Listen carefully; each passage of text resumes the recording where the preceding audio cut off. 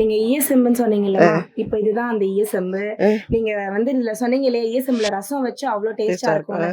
So இதுதான். இது வந்து வெள்ளி ஈயம்னு சொல்லக்கூடியது. இதுல வெள்ளியும் இருக்கு, ஈயமும் கலந்து செய்யறதுதான். இது வந்து அதாவது சாஃப்ட் மெட்டல்னு சொல்லக்கூடியது.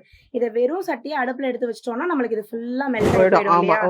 ஆமா. சோ அதனால இதுல வந்து ரசம் எல்லாம் ரெடி பண்ணிட்டு மேலாக்குல ஜஸ்ட் ஒரு நுரை கட்டினோனே இறக்கிடணும். அப்புறம் மேலாப்புல நம்ம தாளிச்சு கொட்டிக்கலாம். அதான் பொதுவா நம்ம ரசம்ல சொல்லுவோம்ல, ரசத்தை கொதிக்க விடக்கூடாதுன்னு. ஆக்சுவலி ஈயசெம்புல வச்ச ரசத்தை கொதிக்க விடக்கூடாது. அதுதான் நம்மளோட கான்செப்ட் இல்லையா? கல்யாணத்துக்குலாம் போனா கூட என்ன பண்ணுவாங்க, ரசம் எல்லாம் பண்ணிட்டு இந்த ஈயச்சொம்பு எடுத்து ரசத்துக்குள்ள போட்டுட்டு அப்புறமா எடுப்பாங்க. ஆமா, அந்த ஃப்ளேவர்ஸ் இறங்கணும், அந்த சத்து இறங்கணும்ன்றதுக்காக. இந்த பொங்கச்சீர் வந்து வருஷம் கொடுப்பாங்க இல்லையா?